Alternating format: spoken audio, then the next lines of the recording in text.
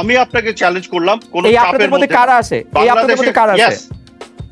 এই তো আপনিও এখন বলছেন এবং একটা আওয়ামী বিরোধী একটা পলিটিক্যাল যে গ্রুপ আছে তারা আমি মাইনুল ইসলামকে কোট করলাম। মাইনুল ইসলাম তো আওয়ামী বিরোধী কখনোই না, তিনি তো আওয়ামী লীগের খুব ঘনিষ্ঠ লোক, আওয়ামী লীগের একজন বুদ্ধিজীবী হিসেবে পরিচিত প্রফেসর মাইনুল ইসলাম। তাহলে তো এই কথা তার বলার কথা না, মানে বলে ফেলে না অনেক সময় অনেক মানুষ অনেক কিছু না। আপনি আওয়ামী বিরোধী আওয়ামী লীগের পক্ষে দাবি করে তো অনেক অসত্য কথা বলে ফেলে, যেটা আওয়ামী লীগের বিপক্ষে যে অনেকে তো এই কাজ করছে আজকাল, কিন্তু দেখতে পাচ্ছি।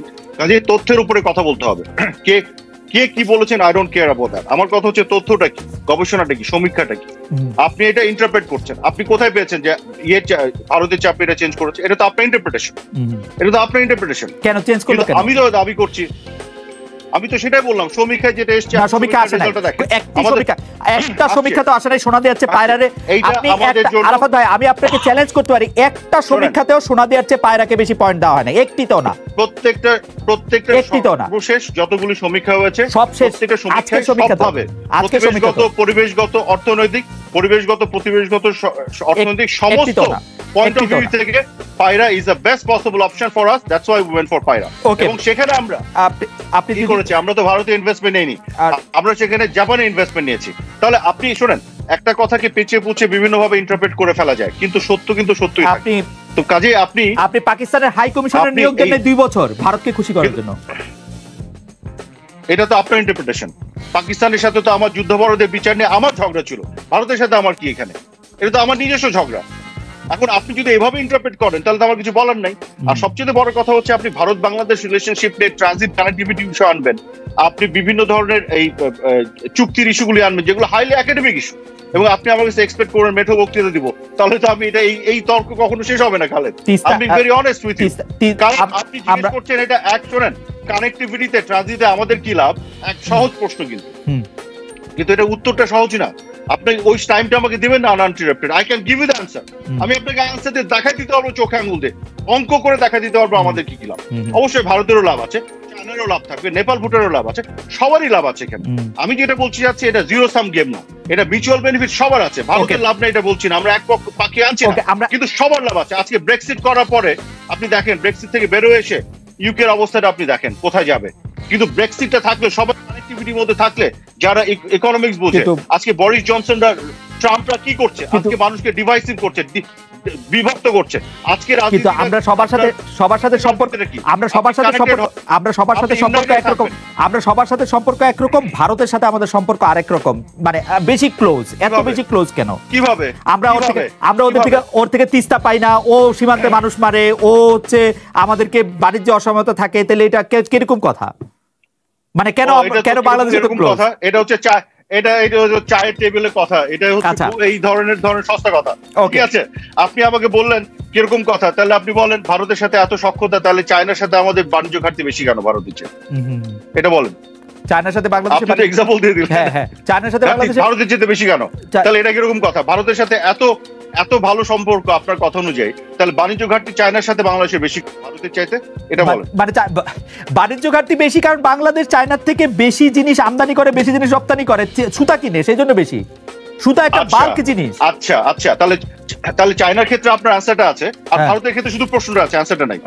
মানে জাস্ট টু শো যে ভারতের সাথে বাংলাদেশ কাছে বেশি, এইখানেই সমস্যাটা হয়ে যায় কালের। আজকে আপনার সাথে ঝগড়াটা বেশি হচ্ছে, যাক আজকের বাংলাদেশের পর অনেকদিন পরে ঝগড়া করার একটা সুযোগ তৈরি হলো, সামনাসামনি না। কিন্তু আমি যেটা পয়েন্ট আউট করতে যাচ্ছি, আপনি শেষ করে দিলে আমি টার্মের কাছে যাব। একই বিষয় দেখেন, শেষ করে দিই আমি। একই বিষয় আপনি ভারতের ক্ষেত্রে একভাবে উপস্থাপন করবেন, চায়নার ক্ষেত্রে একভাবে উপস্থাপন করলে তখনই সমস্যাগুলো তৈরি হয়। আমি যেটা বলতে যাচ্ছি যে বাংলাদেশ সব দেশকে একই চোখে দেখে। ভারত যেহেতু লংগেস্ট বর্ডার শেয়ার করে বাংলাদেশ, প্লাস ভারতের সাথে একটা হিস্ট্রি আছে, যেটা হারুন ভাই নিজে উল্লেখ করলেন, 71-এর হিস্ট্রি, যে কারণে ভারতের সাথে সখ্যতাটা একটু ডিফারেন্টলি আমরা দেখি। That's one thing. But at the same time এর মানে এই না বাংলাদেশ তার নিজস্ব স্বার্থ বিকিয়ে দিয়ে। বাংলাদেশ যখন সাবমেরিন চায়না থেকে কিনেছে, তো শেখ হাসিনাই তো কিনেছে, এবং তখন তো কারো দেখেনি। এগুলো কি আপনি কোনো তথ্য দেন? আরাফাত ভাই, আপনি কোনো ইন্ডিকেশন? না আরাফাত ভাই, আমি তথ্যটা কিনেই, সাবমেরিন কিনে বসিয়ে রাখা হয়েছে, একদিনের জন্য সেটিকে ব্যবহার করা হয় নাই, একদিনের জন্য। এগুলো কোথায় পান আপনি? কোথায় সাবমেরিন ব্যবহার করা হচ্ছে আপনি আমাকে বলেন। আজকেও আমি সাবমেরিন এই ডিপার্টমেন্টের যিনি নেভাল চিফ, তার সাথে কথা বলেছি। কি বলেছেন তিনি বলেন তো? কি বলেছেন বলেন তো?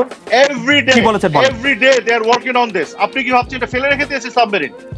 হ্যাঁ, তাকে একদিন ইন্টারভিউ করেন। হ্যাঁ, ফেলে রেখে হয়েছে। ভবিষ্যতে ব্যবহার করা হবে, ভবিষ্যতে, ইন ফিউচার, ইন ফিউচার আপনি তাকে ইন্টারভিউ করেন। আচ্ছা, ঠিক আছে, আনার পর থেকে প্রত্যেকদিন কি ডেভেলপমেন্ট 2016 সালে বেইজিং থেকে 20 কোটি 50 লাখ মার্কিন ডলারে যে নবযাত্রা এবং জয়যাত্রা কেনা হয়েছে, সেটি কি ব্যবহার হয়েছে সেটা আমি জানি না এখনো। খালেদ, একটি ব্যবহার হবে, আপনি তো বুদ্ধিমান, আপনি হ্যাঁ এইটা ঠিক আছে, আপনি জানেন না, এটা হতে পারে, এটা ঠিক আছে এই কথা, কিন্তু ফেলে রাখা হচ্ছে দিস ইজ রং। আপনি বলেন আপনি কি ব্যবহার হচ্ছে, আপনি বলেন। আরাফাত ভাই আপনি বলেন কি ব্যবহার হচ্ছে। খালেদ, আপনাকে আমি বলি, আপনাকে তো আমি বললাম যে টোটাল ব্যবহারের ব্যাখ্যা আপনাকে দিয়ে দিবে, আপনি সাবমেরিন ডিপার্টমেন্ট যিনি প্রধান তার সাথে আপনি ইন্টারভিউ করেন, দিয়ে দিবেন। কিন্তু আপনাকে আমি আপনার যুক্তিতে একটা সর্বশেষ কথা বলেছি, সেটা হচ্ছে এই যে আপনি যেটা বলার চেষ্টা করছেন সাবমেরিন কিনে ফেলে, তাহলে তো এটা কেনারই দরকার ছিল না, যদি ফেলে রাখবে না। তাই সেটাই আমি বলছি, কাজে আপনার যুক্তিটা যে অসারতা প্রমাণিত হয় এখানেই, যে ফেলে রাখবে সে তো কিনবে না, যে ফেলে রাখবে সে তো কিনবে না, তো যে কিনতে পেরেছে সে ফেলে রেখেছে, দিস ইজ রং, বিকজ এই তথ্যটা আপনার কাছে নাই। সরকার এবং রাষ্ট্র অনেক কারণেই যুদ্ধাস্ত্র এবং যুদ্ধ বিমান, যুদ্ধ জাহাজ এরা কিনে, দেখেন অনেক কারণে কিনে আরাফাত ভাই, আমরা এগুলি জানি, আমরা এগুলি পড়েছি, জেনেছি। আমরা পরে আবার কথা বলবো আপনার সঙ্গে। আমি তো হারুন ভাইয়ের কাছে আসতে চাই। হারুন ভাই, আমি একটা জিনিস বুঝতে পারি না, যে বাংলাদেশের রাজনীতিতে যদি ধর্মীয় উন্মাদনা বা সাম্প্রদায়িকতা আমরা যেগুলি বলি, সেগুলির চাপ শুধু ভারতকেই কেন সইতে হয়?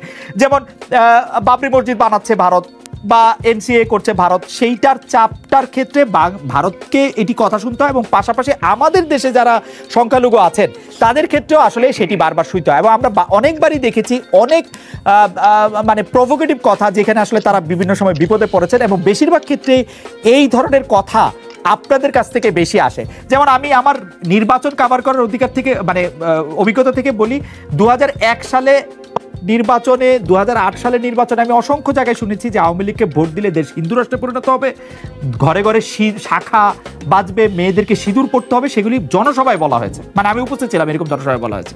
এর কারণ কি আসলে? মানে আপনারা এটা দিয়ে আসলে কি করতে চান, মানে কি অর্জন করতে চান? জি, ধন্যবাদ খালিদ ভাই। এখানে আজকে আলোচনার যে মূল বিষয়বস্তু ভারত বাংলাদেশ সম্পর্ক, এটা আপনি আপনার আরিফের সাথে, আরাফাতের সাথে মানে যেভাবে কথা বলছেন, এবং আরাফাত সাহেব যে কথাগুলো বলেছে, এখানে আমি দায়িত্ব নিয়ে বলছি। আমি গত বছর শুষ্ক মৌসুমে কিন্তু আমরা কয়েকজন বন্ধু মিলে আপনার ভারত ভিজিট করেছিলাম, এবং ফারাক্কার উপর দিয়ে আমরা গিয়েছি।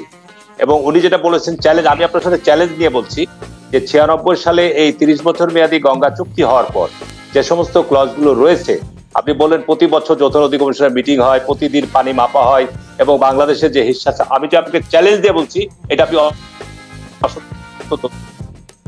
এবছর তার আগের বছর যদি তথ্যের সাথে কোনো মিল পান, আমি আপনাকে দায়িত্ব নিয়ে বলছি, টোটালি আপনি অসত্য কথা বলেছেন। দ্বিতীয়ত হচ্ছে যে বাংলাদেশের সঙ্গে যে বর্ডারে যে সমস্ত ঘটনাগুলো ঘটছে, একাধিকবার বিএসএফ বিজেপির বৈঠক হচ্ছে, প্রতি বছরে বৈঠক হচ্ছে, এবং সেখানে বলা হচ্ছে যে এখানে আমরা অস্ত্র ব্যবহার করবো না। আপনি গোটা বাংলাদেশ ভারত সীমান্ত কাটাতার দিক ঘিরে রাখছেন, তারপরেও সেখানে আপনি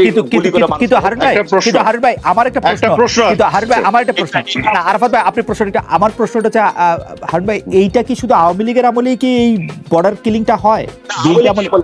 বিষয়টা হচ্ছে আওয়ামী লীগের আমলে কেন বলছি আপনার, যেহেতু ভারতের সাথে যতগুলো টিটি, বেশিরভাগ টিটি কিন্তু আওয়ামী লীগের সময়ই হয়েছে, এবং আওয়ামী লীগ দাবি করে যে আরেকটা জিনিস, কিন্তু বর্ডার কিলিং এর ক্ষেত্রে জনাব মোহাম্মদ আরাফাত আরেকটি কথা বলেছিলেন যে আপনারা কোনো সময় মানে ভারতের সাথে এইটি বৈঠকে এই কথাটি তুলেছিলেন কিনা, যে বর্ডার কিলিং এর বিষয়টা যেমনটি আওয়ামী লীগ তুলে থাকে। যদি আজকে পত্রপত্রিকায় দেখেন, পররাষ্ট্রমন্ত্রী সরকারের স্টেটমেন্ট গুলো দেখেন, আমরা বরাবরই এই বর্ডার কিলিং এর আমরা প্রতিবাদ জানিয়ে এসেছি। আপনারা যখন সরকারে ছিলেন আমরা সবটাই এই বিষয়গুলো আমরা বলে এসেছি। দ্বিতীয় যে বিষয়টি বললেন, এই রিসেন্টলি ভারত যে এনআরসি আপনার যে আইনটা পাস করা হয়, সেখানে বাংলাদেশে ভারতে যারা মুসলমান তাদেরকে তৃতীয় শ্রেণীর নাগরিকে পরিণত করা হয়, যে কারণে গোটা ভারতে এটা নিয়ে ব্যাপক প্রতিবাদ। আপনি আমাকে এই জিনিসটা বুঝান তো, ভারতে হিন্দুরা, আপনি আমাকে এই জিনিসটা বুঝান, ভারতে হিন্দুরা সংখ্যাগরিষ্ঠ, মুসলমানরা সংখ্যালঘু, সেই জন্য মুসলমানদের, হ্যাঁ, আপনি যখন সংসদে বক্তৃতা দিতে সময় আপনি যে ধর্মটি বিশ্বাস করেন, অর্থাৎ ইসলাম ধর্ম বিশ্বাস করেন, সেইটির ধর্মগ্রন্থ হোক, সেটির সূরা হোক, সেটির কেরাত হোক, সেটি নিয়েই যখন আপনি কথা বলতে থাকেন, আপনি যখন প্রতিবার বলেন আপনি 92% মুসলমানের দেশ, আপনি যখন প্রতিবার আপনার পাঠ্যক্রম পাল্টান, তখন কি মানে এই হিন্দুদের বা যারা মুসলমান না তাদের ক্ষুণ্ণ হয় না? আপনি ভারত থেকে কেন এটা আশা করেন? আপনি ভারতে আপনি নিজে যদি প্র্যাকটিস করেন, ভারত কেন আরেক রকম করবে? ভারতের সংবিধানটা আপনাকে দেখতে হবে। ভারতের সংবিধানটা অসাম্প্রদায়িক সংবিধান। বাংলাদেশের সংবিধানও তাই। আরাফাত ভাই, আপনি 20 সেকেন্ডে কিছু বলতে চান? আমাদের কাছে সময় শেষ। আমি হারুন ভাইকে একটা প্রশ্ন করতে যাচ্ছিলাম। উনি বলছিলেন যে ফারাক্কা চুক্তিতে সমস্ত ক্লজ ভাঙা হয়েছে। উনি একটা ক্লজের কথা আমাকে বলুক, এবং উনি আমাকে বলুক যে ভরা মৌসুমে কি পরিমাণ পানি প্রবাহিত হয়, কি প্রবাহিত হয়। আরাফাত ভাই, কিন্তু হারুন ভাই, আমি বলছিলাম যে আমার প্রশ্নটি ছিল, হারুন ভাই, আপনি যখন সংসদে বক্তৃতা দিচ্ছেন তখনও তো আপনি ইসলাম ধর্মকে অবলম্বন করেই বক্তৃতা দিচ্ছেন, ইসলাম ধর্মের নজিরই আপনি দেখাচ্ছেন। আপনি পাঠ্য বই থেকে যেই বইগুলি, যেই গল্পগুলি, উপন্যাসগুলি, কবিতাগুলি, জি জি কথা বলছি, আমি যেহেতু ইসলাম ধর্মের অনুসারী এবং বাংলাদেশের সংখ্যাগরিষ্ঠ মানুষ ছিলাম, আমার একটি বক্তৃতা আপনি দেখাতে পারবেন না যে আমি হিন্দু সম্প্রদায়ের লোকরা তাতে আঘাতপ্রাপ্ত হবে বা তারা এটাতে কটাক্ষ করা হচ্ছে, কখনোই নয়। আমি আমার বক্তব্যের যে জায়গাগুলো, আমি কিন্তু আমার ধর্ম অনুসারী হিসাবে যে বিষয়গুলো আমি তুলে ধরছি যে আমাদের ধর্মে এই জায়গাগুলো বলছে। কিন্তু ভারতে কিন্তু ভিন্ন চিত্র।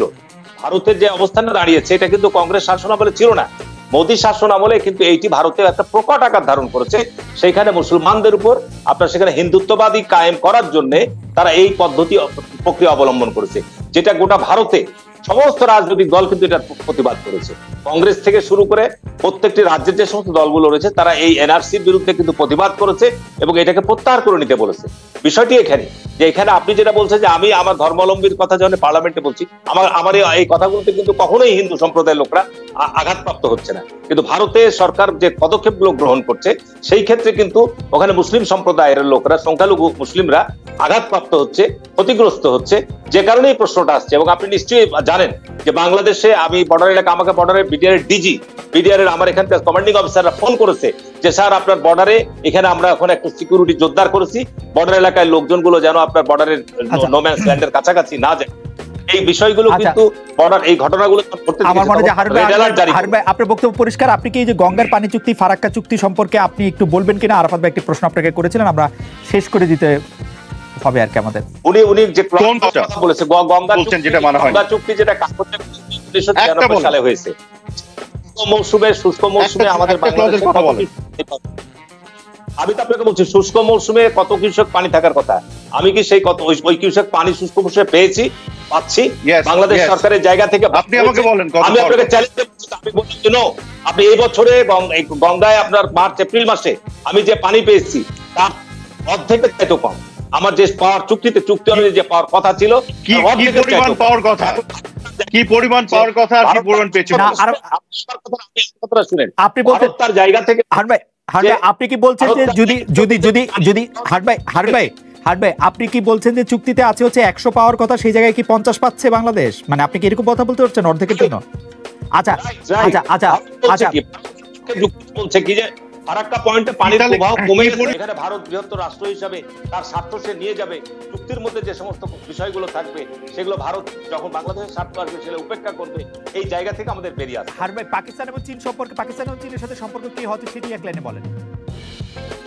এটা পাকিস্তান চীনের সাথে আমরা বর্তমান যেটা লক্ষ্য করছি যে পাকিস্তান এবং চীনের দিকে মনে হয় যে বর্তমান প্রধানমন্ত্রী হয়তো ভারতকে একটু চাপে রাখার জন্য বা আরো যেন ভারত বাংলাদেশের সাথে যে সম্পর্ক চুক্তিগুলো স্বাক্ষরিত হয়েছে সেগুলোর ব্যাপারে যেন ভারত কিছুটা হয়। তবে এটা খুব ঝুঁকিপূর্ণ কাজ হবে। আমাদের গত 50 বছরের ইতিহাসে দেখা যায় যে এটা খুব ঝুঁকিপূর্ণ বিষয়। আমাদের সময় শেষ, আপনি এক লাইন বলেন তাহলে আমরা শেষ করে দিই, আমাদের সময় আসলে আগেই শেষ। আচ্ছা, না আমি সিম্পলি লাস্ট যেটা বলতে চাচ্ছিলাম, হারুন ভাই আমাকে একটি ক্লজের কথা বলতে পারলেন না যেটা মানা হয়নি। উনি আমাকে টোটাল অ্যামাউন্ট অফ পানি কি পরিমাণ প্রবাহিত হয় বলতে পারেননি। এই তথ্যগুলি জানেন না, অর্ধেক তো আন্দাজে বললে হবে না, পরিমাণটা বলা দরকার কত কিউসেক। আচ্ছা, সর্বশেষ বলি, মোদী সরকারের বিষয়ে যেটি বলেছেন, হ্যাঁ কংগ্রেস একটা অসাম্প্রদায়িক সরকার, অসাম্প্রদায়িক দল, সেখানে ভারতের সাম্প্রদায়িকতা বেড়েছে বিজেপি মোদীর কারণে। কিন্তু দুঃখজনক ব্যাপার হচ্ছে বিএনপি জামাত ক্ষমতা আসলেও বাংলাদেশে একইভাবে সাম্প্রদায়িকতা বাড়ে। অনেক ধন্যবাদ।